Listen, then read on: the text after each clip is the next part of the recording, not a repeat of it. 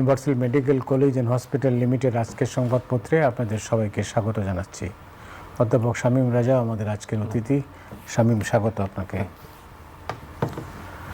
বাংলাদেশ প্রতিদিনের শিরোনাম হচ্ছে বিএনপিতে শুদ্ধি অভিযান, গোপালগঞ্জ জুড়ে গ্রেপ্তার আতঙ্ক।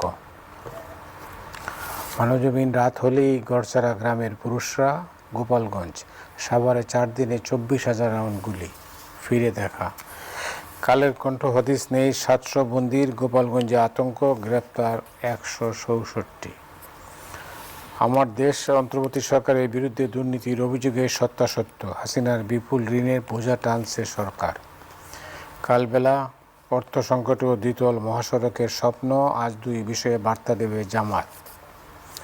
আমাদের সময় হাসিনা পরিবারের দুর্নীতির 9 মামলা, অনুসন্ধানে 12, চিরুনি অভিযানের প্রভাব মাঠে নেই। দেশ রূপান্তর, শুল্ক জটে ব্যবসায়ীরা চাপে, ধর্মীয় গান প্রতারণার কলে। ইনকিলাব বিকল্প বাজারের প্রস্তুতি, বিএনপি ও ইসলামী দ্বারা রাজনৈতিক দলগুলোর মধ্যে সমঝোতা জরুরি। আলোকিত বাংলাদেশ, বিচার সংস্কার, জুলাই সনদ পিয়ারে অনড় জামাত, সারা দেশে নিহত 66, কারফিউ জারি, ফিরে দেখা। খবরের কাগজ, অবশেষে জাতিসংঘ মানবাধিকার কমিশনের কার্যালয়ে ঢাকায়, কেউ কাউকে মানছে না, সমাজতাত্ত্বিক ও মনোজাগতিক বিশ্লেষণ। করতোয়া কারফিউতে শান্ত গোপালগঞ্জ, বাংলাদেশে জাতিসংঘের মানবাধিকার মিশনের কার্যক্রম শুরু। তৃতীয় দিনের মতো গোপালগঞ্জেও আজও শিরোনাম যেটা বলছে যে একটা আতঙ্ক আছে, গ্রেপ্তার আতঙ্ক। আর কোনো একটা কাগজ লিখেছে যে সেনাবাহিনী মোতায়েনের পর পরিস্থিতি শান্ত হতে চলেছে। আপনি কীভাবে দেখছেন? এখন যে গোপালগঞ্জের ঘটনা নতুন করে আলোচনা করবার প্রয়োজন আমরা সকলেই জানি, এবং গ্রেপ্তারের আতঙ্কের কথা যখন শুরু করলেন, আমরা এর মধ্যেই দেখেছি যে অনেক মানুষ গ্রেপ্তার হয়েছেন। এখন এই অনেক মানুষ গ্রেপ্তার নিয়ে আমাদের একটু সংশয় জাগে যে কোনো একটা দুর্ঘটনা ঘটলে আমরা অজ্ঞাত সহ প্রচুর মানুষকে গ্রেপ্তার করি।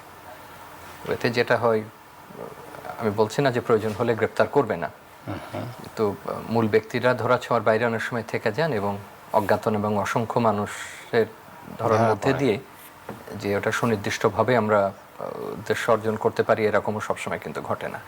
আমরা যেটা গুরুত্বপূর্ণ আলোচনা করা, যে এখানে তো সবাই যে একটা দলের সমর্থক এরকমভাবে দেখে নেওয়া ঠিক না, বা সবাই যে তার সক্রিয় কর্মী তাও না। এখানে সাধারণ মানুষ আছেন যারা কোনো দলকেই সমর্থন করেন না বা কোনো রাজনৈতিক সংশ্লেষ তাদের নেই, কিন্তু একটা বিশেষ এলাকা, সেখানে বিশেষ দল ব্যক্তির প্রতি তাদের আবেগ কাজ করে বা তারা এক ধরনের তাদের ঘনিষ্ঠতা তারা বোধ করেন। এগুলো কোনো কোনো সময় যুক্তি দিয়ে বোঝানো খুব কঠিন, কিন্তু একই সাথে এটাও মনে রাখতে হবে যে অনেক জনগোষ্ঠীর মধ্যে সাধারণরাও আছেন যারা আগের সরকার বলেন, আগের দল বলেন, এখন যারা আছেন কারোর সঙ্গে হয়তো সাথে পাচ্ছে তারা নাই। তো গ্রেপ্তারের সময় আমি মনে করি যে সেটাও গুরুত্ব দিয়ে দেখা প্রয়োজন যে সাধারণ মানুষকে যেন হয়রানি শিকার না হন, যারা যুক্ত ছিলেন তাদের ব্যাপারেই তারা যেন ব্যবস্থা গ্রহণ করতে সক্ষম হন। আর আপনি যে প্রশ্ন করলেন সেটা খুব ছোট প্রশ্ন হলেও তো তার অন্তর্নিহিত অনেক বক্তব্যই চলে আসে। আমি এইভাবেই বিষয়টা দেখব যে আমাদের সকল পক্ষেরই সম্মত সংযমের প্রয়োজন। যে নতুন দল যারা গেছেন তাদের আমি মনে করি যে তাদের এখন আত্মমূল্যায়নের প্রয়োজন আছে। গোপালগঞ্জ কর্মসূচিকে ঘিরে যে তারা আক্রান্ত হয়েছেন এবং সেটা আমরা পরে আলোচনায় আসছি, কিন্তু তারা যে ধরনের, তাদের মধ্যে কেউ কেউ যে ধরনের বক্তব্য সামাজিক মাধ্যমে দিয়েছেন, দেখুন মুখে বলা আর সামাজিক মাধ্যমের বক্তব্যের মধ্যে পার্থক্য আছে। পুরোনো দিনের রাজনীতিতে অনেক কথাই মুখে বলা হতো, এবং আপনি দীর্ঘদিন ধরে সাংবাদিক হিসাবে কাজ করছেন, আপনাদের সময় যে সমস্ত নেতাদের বা যে সকল নেতাদের আপনারা দেখেছেন তারা মাঠে ময়দানে যে বক্তৃতা দিতেন, আপনি কিন্তু সংবাদপত্রটা লিখতেন না, এবং আপনি দীর্ঘ সময় জানতেন যে কি তারা বলছেন এবং কি লিখতে হবে। মৌলানা ভাসানীর উদাহরণ দেওয়া, যে উনি ওনার বিশেষ শব্দাবলী ছিল যেগুলো তিনি প্রয়োগ করতেন, কিন্তু সেগুলো কোনোদিনই সংবাদপত্রে লেখা হতো না। এগুলো তার জীবনীকাররা বলেছেন বা তার সমসাময়িকরা বলেছেন, সাংবাদিকরা স্মৃতিচারণে বলেছেন। আমি একটা উদাহরণ দিলাম। এখন সামাজিক মাধ্যমে কিন্তু সেইটা আপনি রাখছেন না, আপনার যেটা মনে হচ্ছে আপনি সেটা লিখে দিচ্ছেন। সুতরাং আপনি আপনার ঐতিহাসিক অভিজ্ঞতা কাজে লাগাচ্ছেন কিনা, আপনার সেই পরিপক্কতা আপনার রয়েছে কিনা, এবং আপনি সেই রাজনৈতিক অভিজ্ঞতা এবং রাজনৈতিক প্রজ্ঞা নিয়ে আপনি কথাটা সামাজিক মাধ্যমে লিখছেন। বর্তমান যে পরিস্থিতি, এতে কি এটা সম্ভব? আপনি যখন রাজনৈতিক দল করছেন এবং আপনি যখন রাজনৈতিক দলের নেতা হিসাবে নিজেকে আবির্ভূত করছেন, তখন তো আপনাকে সেই দায়িত্ব গ্রহণ করতে হবে। এখন একটা সামাজিক মাধ্যমে আমি লেখা আর আপনি লেখার মধ্যে অনেক পার্থক্য আছে। একজন অধ্যাপক হিসাবে আমি একটা লিখলে তার অর্থ আর একজন পত্রিকার সম্পাদক হিসাবে দুটোর মধ্যে পার্থক্য রয়েছে। আবার আমাদের বাইরে একজন রাজনৈতিক দলের কর্মী এবং এরকম একটা গুরুত্বপূর্ণ জাংশনে সেটা তো বহুমুখী অর্থ তৈরি করবে। এবং গোপালগঞ্জকে ঘিরে আগে থেকেই তো বিভিন্ন বক্তব্য সামাজিক মাধ্যমে ছিল। কোন সামাজিক, আমরা যাদেরকে সোশ্যাল ইনফ্লুয়েন্সার বলি সামাজিক মাধ্যমে, তারা বিভিন্ন সময় এই জায়গা এখানে অবস্থিত বিভিন্ন স্থাপনা নিয়েও কিন্তু বিভিন্ন ধরনের বক্তব্য দিয়েছেন। সুতরাং এটা মানুষ হিসাবে তাদের মধ্যে কারো কোনো গোষ্ঠীর মধ্যে একটা ক্ষোভের সঞ্চার করে থাকতে পারে, সেটা একদিক। তো সুতরাং আমি দায়িত্বশীল পক্ষ হিসাবে আমি এমন কিছু লিখলে যেটার উন্মুক্ত ব্যাখ্যার সুযোগ রয়েছে, সেটা আমি কেন করব? তো সেক্ষেত্রে আমি মনে করি যে এই তরুণ দলটি নিজেদের বসা উচিত, নিজেদের চিন্তা ভাবনা করা উচিত, এটা একটা দিক। আর একটা দিক হলো যে তথ্যগুলো আমরা এখন পাচ্ছি, যে মাঠ পর্যায়ে যে সংস্থাগুলো তারা যে প্রতিবেদন দিয়েছে, সেই প্রতিবেদনে যদি ঝুঁকির কথা বলা হয়ে থাকে বা ঝুঁকির উল্লেখ থাকে, তাহলে সেটা পুলিশ প্রশাসন বা অন্যরা কেন ব্যবস্থা গ্রহণ করলেন না? এবং যারা কর্মসূচি দিচ্ছিলেন তাদের সঙ্গে তো সেটা আলাপ করা যেত বা বিনিময় করা যেত যে এই ঝুঁকিগুলো সেখানে আছে। কারণ ঝুঁকি এড়ানোটা কেন গুরুত্বপূর্ণ সেটা নিশ্চয়ই দেশবাসীর কাছে এখনো স্পষ্ট হয়েছে। বাংলাদেশের এই মুহূর্তে যে কোনো ধরনের অশান্তির তৈরি করতে পারে, অরাজকতা তৈরি করতে পারে, নৈরাজ্য তৈরি করতে পারে, সহিংসতা তৈরি করতে পারে, সেটা প্রভাব অনেক জায়গাতে পড়বে। আপনি একটা ঐকমত্য কমিশন পরে কিছুদিন পরে সবাই একটা একমতের কিছু, তার উপর প্রভাব পড়তে পারে। সবচেয়ে বড় কথা, সবসময় যে ষড়যন্ত্র তত্ত্ব দিয়ে নির্বাচনের বিষয়টা দেখতে হবে তা না, কিছু কিছু বাস্তব ভিত্তিও রয়েছে। কোনো বক্তব্য, কর্মকাণ্ড আমাদেরকে সংশয়ী করে তোলে যে নির্বাচনের প্রতিশ্রুতি দেওয়া হচ্ছে সেটা কতটুকু সময় মতো বাস্তবায়ন করা হবে, কারণ বাকি সবাই এটা একমত না এবং আপনি পরস্পর বিরোধী অসংখ্য বক্তব্য আছে। তো এরকম একটা সময় যদি সহিংস ঘটনা ঘটে, এটা তো সুনির্দিষ্টভাবে সহিংসতা, এটা নিয়ে তো কোনো দ্বিমত নেই, তাহলে তার প্রভাব অবশ্যই তার উপরে পড়তে পারে। কারণ এর আগেও বক্তব্য ছিল যে পরিস্থিতি ভালো নাই, আইন শৃঙ্খলার পরিস্থিতি ভালো নাই, এখন নির্বাচন করা যাবে কিনা। তো আইন শৃঙ্খলার পরিস্থিতি তো আপনি এরকম যদি বারবার সহিংস অবস্থা তৈরি হয়, তাহলে কবে ভালো হবে? আর এরপরে আসুন যে অসমন্বয়ের যে কথাটা বলছিলাম, যে যদি এরকম প্রতিবেদন থাকে বা আমাদের জানা থাকে কোনো সংস্থার, তাহলে তো সেটা ঠিক হয়নি, সেটা খতিয়ে দেখা প্রয়োজন যে কেন তথ্যগুলো এক জায়গায় এনে সবকিছু বিনিময় করা গেল না এবং এই পরিস্থিতি আমাদের এড়ানো যেত কিনা।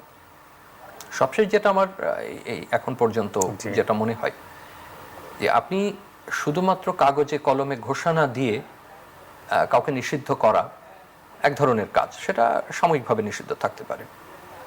আগামী রাত পোহালে জামাতের বড় সভা হতে যাচ্ছে, তাকেও তো এক্সিকিউটিভ অর্ডারে নিষেধ করা হয়েছিল শেষ মুহূর্তে, তার অন্য সংগঠনকেও করা হয়েছিল, সেটা কি ঠিক আছে শেষ পর্যন্ত?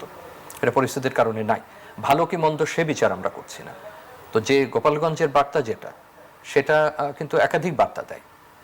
একটা বার্তা দেয় যে আমরা যে গণ অভ্যুত্থানের পরে যে সাংস্কৃতিক কর্মকাণ্ডের দরকার ছিল, যে বিনিময়ের দরকার ছিল, যে আদর্শিক বাস্তবতার কথা বলছিলেন তরুণরা বা আরো অনেকে, তার জন্য কতটুকু কাজ করা হয়েছে, তার জন্য সাধারণ মানুষের কাছে যাওয়া হয়েছে কিনা।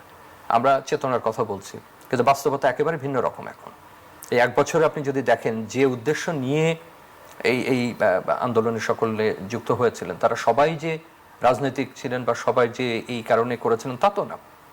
এক একজন এক এক উদ্দেশ্য নিয়ে যুক্ত হয়েছে, না একটা সাধারণ উদ্দেশ্যে সেটা পরিণত হয়েছে। কিন্তু আজকে কিন্তু সেই জায়গাতে নাই। প্রত্যেক দল তাদের অবস্থান থেকে দেখছে, প্রত্যেকের স্বার্থের জায়গা থেকে দেখছে। প্রতিটা রাষ্ট্রের প্রতিষ্ঠানকে যদি দেখেন, প্রতিটা অংশীজনকে দেখেন, তার অংশ ছাড়া, তার স্বার্থ ছাড়া তার বাইরে কিন্তু কেউ নাই। সুতরাং আপনার এটা গভীরভাবে ভাবতে হবে যে আপনি যদি আদর্শিকভাবে কাউকে মোকাবেলা না করতে পারেন, আপনি যদি সাংস্কৃতিকভাবে কাউকে মোকাবেলা না করতে পারেন, রাজনৈতিকভাবে কাউকে মোকাবেলা না করতে পারেন, তাহলে সম্ভবত এই আনুষ্ঠানিকতা দিয়ে আপনি চূড়ান্ত সমস্যার সমাধান করতে পারবেন না। আমরা বিভিন্ন শব্দে সাবেক রাজনৈতিক দল বা সরকারকে আমরা অভিহিত করছি, বিভিন্ন বিশেষণ দিচ্ছি, সে বিশেষণের বিভিন্ন অর্থ হতে পারে, কিন্তু বাস্তবতা হলো যে সে যদি সেখানে এই ধরনের স্বৈরাচারের বীজ থাকে কাঠামোগতভাবে, অনুশীলনগতভাবে, বা আরো কোনো তন্ত্র সেখানে তৈরি হয়, তাহলে তার মোকাবেলার পথ আপনাকে খুঁজতে হবে। এবং সেটা সহিংস উপায়ে সম্ভবত একটা, দুটো, তিনটা হয়তো আপাতভাবে সমাধান করা যাবে, দীর্ঘমেয়াদে সেটা কঠিন চ্যালেঞ্জ হয়ে যেতে পারে। তো সবকিছু মিলে আমি মনে করি যে প্রত্যেক পক্ষেরই উচিত বিষয়টা নিয়ে চিন্তা করা, ভাবা যেখানে সরকারের উপরেই এক ধরনের সবাই হয়তো দায় দিচ্ছেন, কারণ সরকার তো আছে, আইন শৃঙ্খলা রক্ষাকারী বাহিনী তার হাতে, সংস্থাগুলো তার হাতে, অতএব স্বাভাবিক তার দিকেই বলবে। এবং আমরা নির্দিষ্ট কোনো ব্যক্তিকে নিয়ে কথা বলছিলাম যে কে দায়িত্ব পালন করেছেন বা করেননি, সরকারের কাজ করবে। কিন্তু আমি মনে করি যে বাকি বিষয়গুলো সব পক্ষের গভীরভাবে ভাবা উচিত। অনেক ধন্যবাদ। আমার দেশের একটা শিরোনাম পড়েছিলাম, অন্তর্বর্তী সরকারের বিরুদ্ধে দুর্নীতির অভিযোগের সত্যাসত্য। এই রিপোর্টের অনেকগুলো দিক আছে যে কোথায় কোথায় দুর্নীতি হয়েছে। 2 উপদেষ্টার ব্যক্তিগত কর্মকর্তা দুর্নীতিতে তোলপাড়, 60 জন ডিসি পদায়নে 10 কোটি টাকা ঘুষ গ্রহণে অভিযুক্ত এক সিনিয়র সচিব, তারপরে এনবিআর সক্রিয় ছাগলকাণ্ডের এই ঘুষ নেই তো সেবা নেই, এইরকম ঘটনা আছে আর কি। তো সেটাকে আপনি কিভাবে দেখেন এই তত্ত্বাবধায়ক আমরা সরকারের? কিন্তু এই সরকার যখন একটা বিশেষ পরিস্থিতিতে দায়িত্ব নিয়েছিল, আমার মনে আছে যে তার পরপর আপনার সঙ্গে একাধিক অনুষ্ঠানে দেখা হয়েছে, আমরা বারবার যে সতর্কতা দিয়েছিলাম যে এই সরকার একটা বিশেষ সময়ের সরকার। এটা একেবারে আমরা সেই কেয়ারটেকারও না, এটা একদম ইন্টারিম শব্দটা আমরা বলছি, মানে যেখানে ওইভাবে সুনির্দিষ্টভাবে তার টার্মস অফ রেফারেন্সটাও ঠিক করা নেই। বলছেন যে এটা আপদকালীন সরকার, যে নামই আমি তাকে বলি, এবং এর কিছু উন্মুক্ত দিক রয়েছে, এর কোনো নির্দিষ্ট সময়সীমা নেই, এবং এর কাজের পরিধি কি হবে সেটাও সুনির্দিষ্টভাবে কোনো কিছু করার নেই। কিন্তু আপনার নিশ্চয় স্মরণ আছে, আমরা বারবার বলার চেষ্টা করেছি যে সরকার তো সরকারি, তাকে তো স্বাভাবিক সার্ভিস ডেলিভারি দিতে হবে। এবং এত কমিটি কমিশন হওয়ার আগেই কিন্তু আমরা এটা স্মরণ করে দিচ্ছিলাম বারবার যে দেখুন অনেক সমস্যার মধ্যে আমরা থাকি, এবং সার্ভিস ডেলিভারি একটা রাষ্ট্রের স্বাভাবিক কাজ, সরকারের একটা স্বাভাবিক কাজ, সেটা যদি কোনো রকম ব্যত্যয় হয়, এবং যে চেতনা বা যে ধারণা নিয়েই পরিবর্তনটা করা হয়েছে তার অন্যতম ছিল যে এখানে দুর্নীতি থাকবে না, এখানে গোষ্ঠীতন্ত্র, পরিবারতন্ত্র, একক হাতে